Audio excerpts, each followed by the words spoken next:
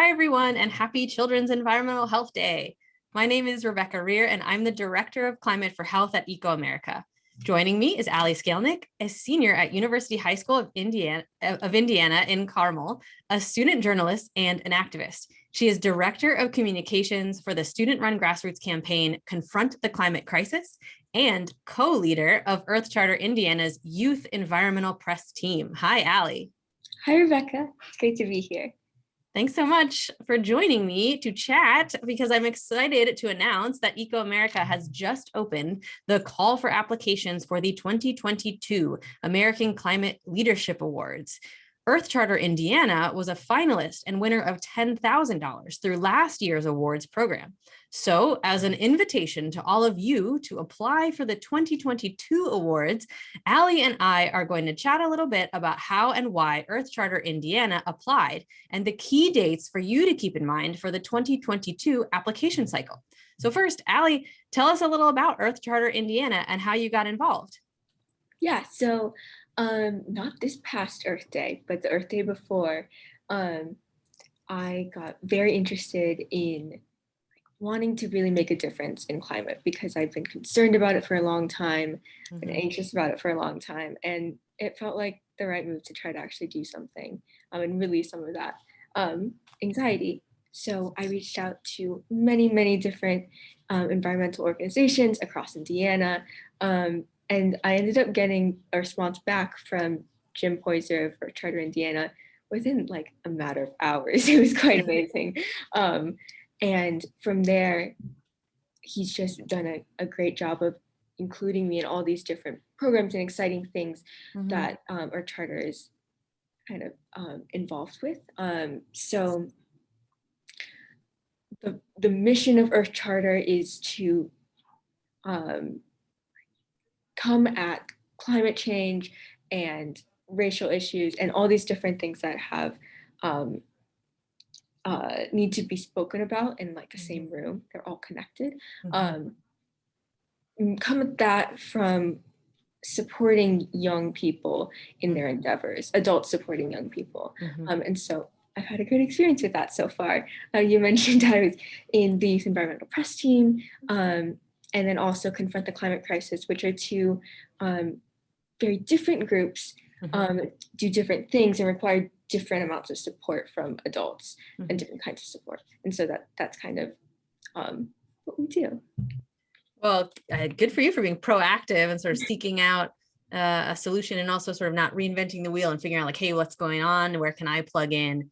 And, did you find, you mentioned feeling anxious about the climate crisis and about, the climate emergency, plugging into active groups. Do you feel like that was a way to relieve some of that anxiety? Were you able to sort of being engaged? Is that an outlet for you to release some of that? Oh, absolutely. Yes. I would say that not only is it so nice to have like this community of people who are kind of thinking about this the same way that I am and similarly concerned, and we can talk through that. I feel like anytime where there's just like an issue, even like in life, where it's like festering in the back of your head and you aren't doing anything about it, that just increases the anxiety tenfold. So I found that very helpful for me and would encourage anyone who wants to do something to absolutely do so. Yeah, get active, right? Like, let's encourage everyone tuning in to get active in the climate movement. And we invite you to join us in climate action. So I know that Indiana leads the country in the number of youth-led climate resolutions for municipalities with 10 now. So congratulations for all of your success. Earth Charter Indiana has an innovative model that combines education, action, and unity with, as you said, youth leaders, and with policy and decision makers around the state. They do this through 4 key programs: resilient schools, climate camps, a statewide annual summit for Indiana mayors and city officials, and with resiliency coordinators. What do you think has really worked about this framing and this approach? Yeah, I think there are a couple main things. First, the adults in the program always talk about how powerful young voices are.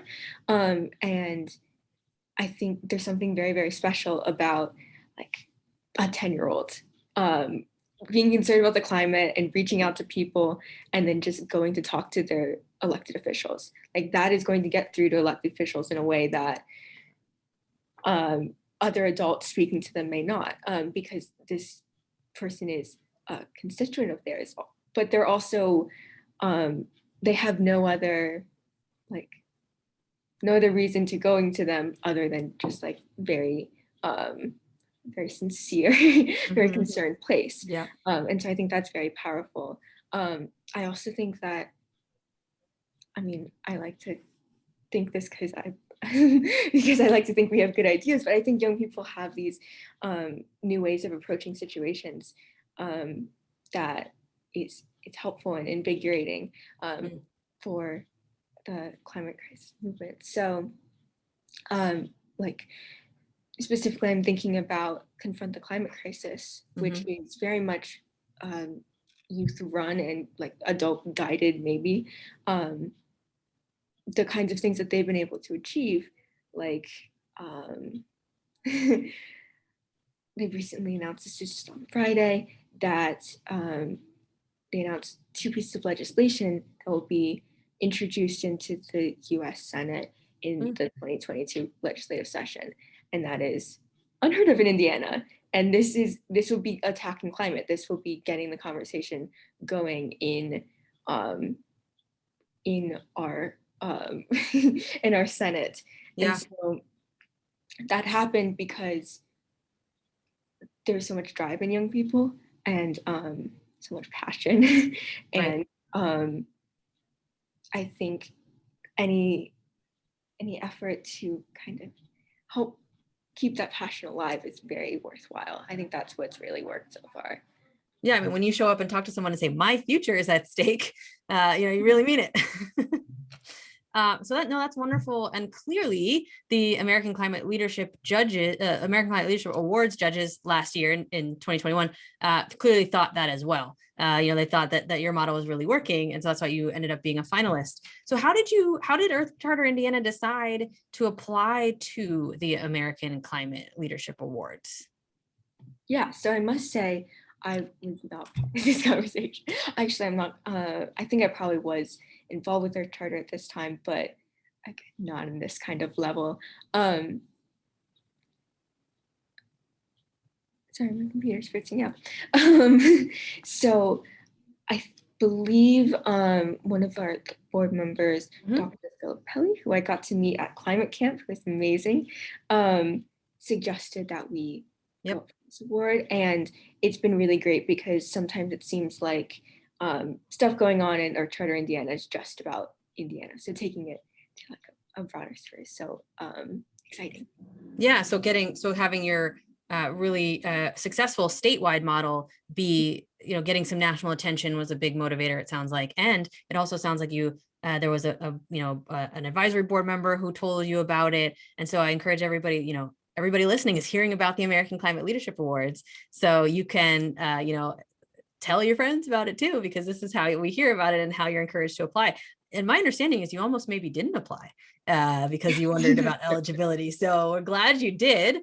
And so just so everybody knows, the American Climate Leadership Awards seek submissions and will be scored based on initiatives that first demonstrate leadership and success in engaging a broader diversity of Americans to build public support and political resolve for climate solutions. 2, have a strong track record of effective climate action, including clear program objectives, tactics, and measurable results. 3, document successful programs or initiatives on a local, regional, or national level that can be replicated by others on a local level. And 4th, and importantly, center diversity, equity, inclusion, and justice in their work. One thing that I think sets this awards program apart, and please note it is an awards program, it's for work that's already been done and you can show a track record of success, not for future work. But so it's an awards program. And one thing that sets it apart, I think, is that we take that replicability component really seriously. And each of the finalists actually writes a replication guide, which lays out the roadmap for folks so they can adopt successful climate action models. So Allie, what do you think of this approach? So Earth Charter Indiana wrote a replication guide. It's like, hey, here's what we're doing and here's how you can do it in your state. What do you think of that replication guide approach?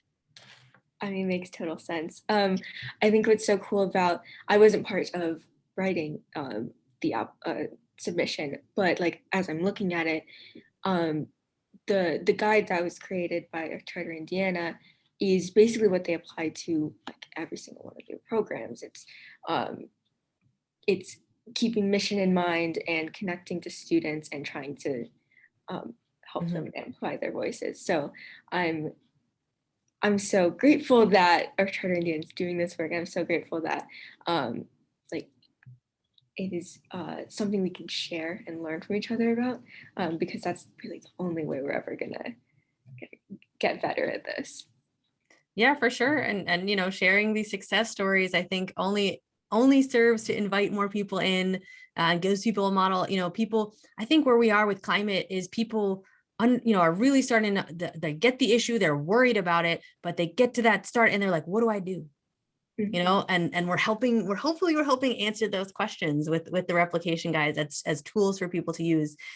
So key dates for 2022 applications, nominations. So you can nominate individuals, you can nominate organizations. Nominations are due December 1st and applications are due December 15th, 2021.